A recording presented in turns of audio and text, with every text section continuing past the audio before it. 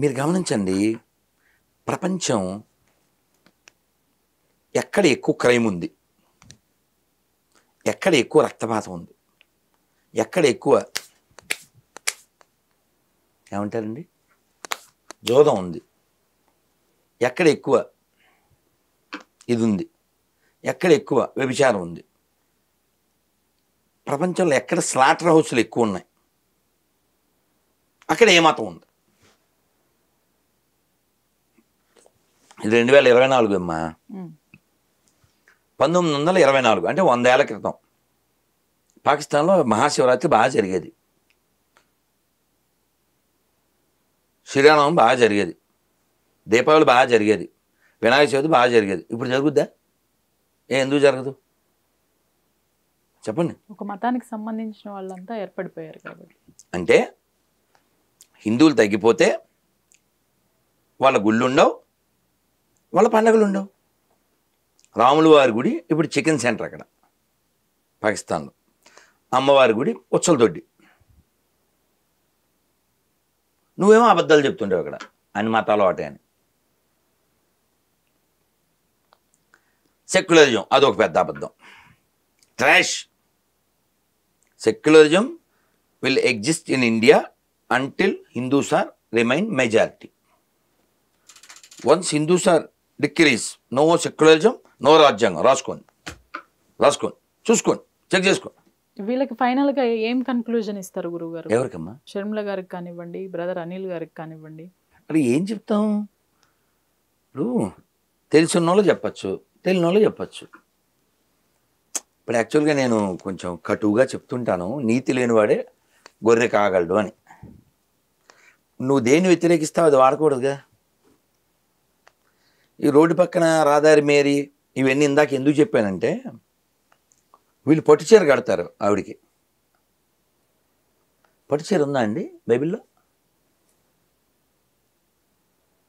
ఆ చీర ఉందా? గౌను కదా కట్టాలి. ఇంకా పల్లకీ సేవ, కొబ్బరికాయలు, అగరబత్తులు, ఏసు మాల, ఏసు అష్టోత్తరం, ఏ సహస్రనామం, ఏ సుప్రభాతం, ఉగాది క్రైస్తవ కవి సమ్మేళనం, రథోత్సవం. మొన్న 2 కోట్లు పెట్టి మదురై దగ్గర ఒక రథం చేయించారు. మనం ఏమనుకుంటాం, ఏదో దేవుడిది అనుకుంటాం, గొర్రెలది, బంగారు రథం. రథం గురించి ఉందా అండి? ఇప్పుడు యేసు అనే ఓ ఫిక్షన్ క్యారెక్టర్ని బైబిల్లో నా సొంతం కాదు, కుక్కను కొట్టినట్టు కొట్టారు, అతని మీద ఊసారు, గాడిద మీద ఊరేగించారు. మనకి హీరో అంటే విజయం పొందినవాడు, విన్ అయినోడిని హీరో అంటాం. పారిపోయినోడిని, అడవుల్లో దాక్కున్నోడిని, అమ్మ అని పిలవనోడిని, నాన్న ఎవరో తెలియనోడిని, how you consider as a hero కదా? హీరో అంటే ఫైట్ ఇవ్వాలి, ఫైట్ చేయాలి. రదర్ఫర్డ్ ఆర్డర్ ఇచ్చాడు, ఫైర్ అన్నాడు. ఎవరిని? అల్లూరి సీతారామరాజు. ఈయనేమన్నా బాబు అన్నాడా? బాబాయ్ అన్నాడా? రొమ్ము విరిచి నిలబడ్డాడు. ఇది ఋషిభూమి, ఇది పుణ్యభూమి, ఇది దేవభూమి. నువ్వు ఏటేళ్ల కాలము ఈ దేశాన్ని పరిపాలిద్దామనుకుంటున్నావా? జరగదు. ఒక్కొక్క రక్తపు చుక్క ఒక్కొక్క సీతారామరాజు అవుతుంది. ఈ బ్రిటిష్ సామ్రాజ్యాన్ని కోకటి వేళ్లతో లేపేస్తుందని చెప్పాడు. దేనికండి వాళ్ళు త్యాగం చేసింది? దేనికి వాళ్ళ త్యాగం? ఎంత దురదృష్టకరం విషయం ఏంటంటే, ఎవరైతే, నేను చెప్పేది according to the records, British వాళ్ళు ఈ దేశంలో అధికారికంగా 6 లక్షల మంది పైన స్వతంత్ర వీరుల్ని ఉరితీశారు అధికారికంగా. ఇంకా ఆఫ్ ద రికార్డ్ మనకి తెలియదు. అలాగే 3 సార్లు వాళ్ళు డ్రౌట్ని సృష్టించారు. డ్రౌట్ అంటే కరువుని, ఇక్కడి నుంచి ధాన్యాలన్నీ ఎత్తుకుపోయి ఇక్కడ కరువుని సృష్టించి లక్షల మంది ప్రాణాలు పోయేలా చేశారు. అలాగే ఈ దేశాన్ని పాకిస్తాన్ భారత్గా విడగొట్టి హిందుస్థాన్గా ఒక్క వారంలో 6 లక్షల మంది చనిపోయారు. పాకిస్తాన్ పుట్టడం లక్షల మందిని చంపారు. Still evidence are there. రీసెంట్గా చూసారా గురువు గారు, రోడ్డు మీద నమాజ్ చేస్తుంటే నిన్నగా మొన్నే ఢిల్లీలో ఒక ఎస్ఐ గారు లేపేశారని చెప్పేసి వాళ్ళని రోడ్డు మీద చేయటం ఏంటని లేపారని చెప్పేసి అతను సస్పెన్షన్ కి ఇస్తారు. మరి అదే నిన్నగాక మొన్న సేవాలాల్ జయంతి చేస్తుంటే ఇక్కడ తెలంగాణలో పోలీసులు దశరథ్ అనేటువంటి ఒక లంబాడి యువకుడిని చేతులు కాళ్ళ మీద మళ్ళీ పని చేయకుండా కొట్టారు. రమ్మనరా ఇప్పుడు సేవాలాల్ని వచ్చి కాపాడమన్నాను. అంటే ముస్లిములకి జరిగితే ఒక రియాక్షను, హిందువులకు జరిగితే ఒక రియాక్షన్. అక్కడ రోడ్డుకి గొడవ జరుగుతుంది. ఎందుకు జరగదమ్మా? అక్కడ వాళ్ళ వెనకాల జనం వస్తారు, మనం వెనకాల రారు. మన గుళ్ళు కూడగొట్టినారారు, రథాలు కాలబెట్టినారారు, గుళ్ళో డబ్బులు ఎత్తుకుపోతున్నారని తెలిసినారారు. మాకు పట్టి పెంట తినడమే ముఖ్యం అనుకునేటువంటి నీచ్ కమీన్స్ అంతా ఉన్నారు ఏపీలో, తెలంగాణలో. అడగండి ఎవరినైనా, నాకు పార్టీ కంటే, కులం కంటే, ప్రాంతం కంటే, భాష కంటే దేశము ధర్మమే ముఖ్యం అని చెప్పమండి చూద్దాం. అలా చెప్పమండి చూద్దాం. చెప్పరు. పార్టీ కోసం పెంట తినేస్తారు.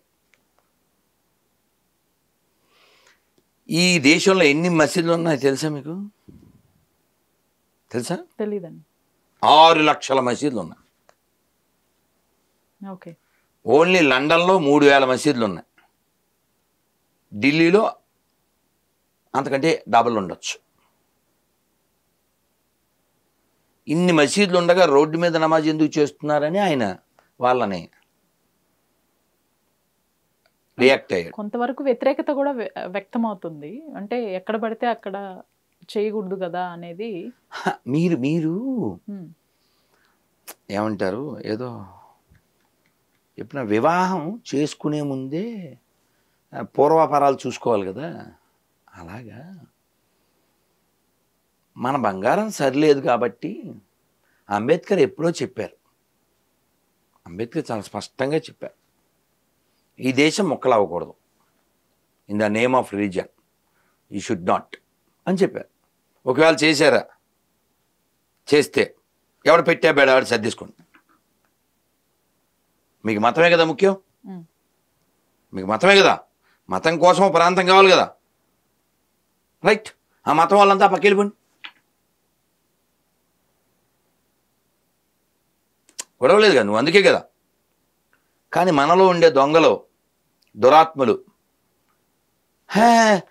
లేదు వాడికి నీకు గొడవైపోయి ఇంటికి మధ్యలో గోడ కట్టేసి వాడికి ఇచ్చేసిన తర్వాత కూడా మళ్ళీ వీడి సామాన్లు కొన్ని ఇక్కడ పెట్టుకుంటాను, వీడి బాత్రూమ్ వాడుకుంటానంటే పర్లే ఇక్కడ డోర్ కట్టి పెట్టేది. ఇంకెందుకు? అలాంటి వాళ్ళు ఉన్నారు. ఈ దోషం మనది. ఎలా అంటే సెక్యులరిజం పెద్ద భూతది. ఎందుకలా అన్నారు అంటారేమో. గుళ్ళో డబ్బులు ఎత్తుకెళ్ళేది ఎవరు? గవర్నమెంట్. గుళ్ళో పెత్తనం చేసేది ఎవరు? గవర్నమెంట్. ఎప్పుడైనా పండగ వచ్చిందనుకో రేట్లు పెంచేది ఎవరు? గవర్నమెంట్. పెత్తనం, డబ్బులు, దోపిడీ, ఇవన్నీ ఎవరి మీద? హిందువుల మీద. హాజ్ యాత్ర సబ్సిడీ మన ట్యాక్సుల్లోంచి, జెరూసలేం యాత్ర సబ్సిడీ మన ట్యాక్సుల్లోంచి. పోనీ మసీద్ నుంచి ఎంత వచ్చింది చెప్పండి? తెలంగాణ గవర్నమెంట్ కానీ, ఏపీ గవర్నమెంట్ కానీ, కర్ణాటక కానీ, కేరళ కానీ, ఎనీ గవర్నమెంట్. చర్చిలు, మసీదులు గవర్నమెంట్ అండర్లో నడవలేదు కదా గురుగారు ఇప్పుడు. కాబట్టి నువ్వు దాంట్లో ఏలు పెట్టకూడదు, దీంట్లోనే ఏలు పెట్టకూడదు. సెక్యులరిజం మీనింగ్ ఏంటి? సెక్యులరిజం మీనింగ్ ఏంటి? సెక్యులర్ మీనింగ్ ఏంటి? అసలు గవర్నమెంట్ మీనింగ్ ఏంటి? Government should be A watch dog, కాపలా కుక్క. You should not poke, should not poke. You don't have right on any one కదా. మతం వ్యక్తిగతం కదా. గవర్నమెంట్కి ఏం పని లేదు కదా, పెత్తనం మా మీద. తిరుపతి చూడండి, తిరుమల, అతని పేరు అధర్మారెడ్డా ఈవో. అసలు ఏంటో ఆ గల్లలుంగి ఏంటో, ఆ బనీని ఏంటో, బొట్టెట్టుకోపోవడం ఏంటో. తిరుపతి కొండపైన సాక్షాత్తు 2 రోజుల క్రితం ఒక వీడియో కూడా వైరల్ అయింది. అన్నప్రసాదాలు కూడా బాలేవని చెప్పేసి భక్తులు చాలా కోపంతో లేచి వెళ్ళిపోయారు. అసలు ఏం జరుగుతుంది? మీరు నెల్లూరు వాసిగా మిమ్మల్ని అడుగుతున్నాను, అసలు తిరుపతిలో ఏం జరుగుతుంది? కాదు తల్లి, నేను ఒక సంవత్సరం, సరే డాక్టర్ గారు 1 సంవత్సరం అయింటుందేమో, నేను అలాగే దర్శనానికి వెళ్ళి, మరి ప్రసాదం ఎక్కడ తింటాం, అక్కడే కదా. వెళ్తే అంతా రేషన్ బియ్యం అన్నీ చల్లబడిపోయినాయి, చప్పబడిపోయినాయి పెట్టారు. సరే, మనకి దేవుడి ప్రసాదం ఇదే మూడు కదా. కానీ అది అసలు లోపలికి పోవడంలే. చాలా కోపం వచ్చి నేను ఎడం చేత్తో సెలబట్టుకుని, ఈ అన్నమే ఈవో తినాలి, ఈ అన్నమే చైర్మన్ తినాలి, ఈ అన్నమే మంత్రులు, ఎమ్మెల్యేలు, సీఎం అందరూ తినాలి. ఎందుకంటే మేము ఉండిలో వేసే డబ్బులతోనే వీళ్ళందరికీ జీతాలు వస్తున్నాయి కాబట్టి. ఏమంటే ఓనర్స్ మేమే తిన్నప్పుడు పనులు కదా, పనులు తినాలా వద్దా అని పెట్టాము. అది చాలా వైరల్ అయింది. మళ్ళీ ఇప్పుడు ఇంకోటి మధ్యలో ఇంకోటి కూడా అయ్యింది. ఇన్ని జరిగినా వాళ్ళు మారకుండా ఉన్నారు. కారణం ఏంటంటే, నేను మొన్న ఏదో ఇంకో పోస్ట్ చూసా. తిరుమల మెట్ల దారిలో మెట్టుకో షాపు కొడుతున్నారట. వ్యాపారం తిరుమల వ్యాపారం, శ్రీశైలం వ్యాపారం, సింహాచలం వ్యాపారం, ప్రతి చోట గో సంరక్షణ ఉండదు. ఆ షాప్ లైసెన్స్ కూడా ఎవరైనా తీసుకోవచ్చు. మళ్ళీ అదొకటి సెక్యులరిజం, గుడి దగ్గర సెక్యులరిజం. మొన్న మరీ దరిద్రం, ఈ అధర్మారెడ్డి ఏంటి, ముస్లిం ఎవరో లెటర్ రాశాడంట. ఏమని, మేము కూడా స్వామివారి సేవ చేసుకుంటాం అంటే మేము పరిశీలిస్తున్నాం. శ్రీవారి సేవలో ముస్లిమ్స్ రమ్మను. ఎవరో పిల్లోడు కోపం వచ్చి, నాకు చాలా కోపం వచ్చింది గురుజీ అది ఇది అంటే నేను చెప్పాను, ధర్మారెడ్డి మనసులో ఏముందో మనకు తెలియదు కదా. Any Muslim can serve supreme lord Balaji after there having shikha, having tilak, after having bath in Pushkarini, after sign in register book, after come back garvapsi, they can serve. ఆ పని చేయమను. ఎందుకు మనం ఎన్నేళ్ళు అయిందో అడిగి, ఎప్పుడు అడిగాం. టీటీడీలో అందరూ హిందువులే అనో స్టేట్మెంట్ ఇమ్మనమ్మా. దేవాదాయ శాఖలో పనిచేసేది అందరూ హిందువులే అనో స్టేట్మెంట్ ఇమ్మను. ఎల్వి సుబ్రహ్మణ్యం గారు గుర్తున్నారు. ఆయన అందరూ టీటీడీలో ఎంప్లాయీస్ హిందువులో కాదో చెక్ చేస్తా ఉన్నారు, అంతే. చెక్ అనేప్పుడు కిక్కు. ఇప్పుడు రండి మాకేం భయం అనాలి కదా. ఆయన ఎందుకు తీశారు? ప్రధాన అర్చకులు రమణ దీక్షిత్ ఒకప్పుడు మరి జగన్ని విపరీతంగా అభిమానించినటువంటి వ్యక్తిని అతన్ని ఎందుకు తీసేసినట్లు? అమ్మ, వారి వ్యక్తిగత విషయాలు మనకు తెలియదు, వారి మోటో నాకు తెలియదు, వారితో నాకేం పరిచయం లేదు. వారు చదువుకున్నారు, స్వామివారికి సేవ చేస్తున్నారు, ఆ వంశంలో వచ్చారు, అంతవరకు మనం గౌరవిస్తాం.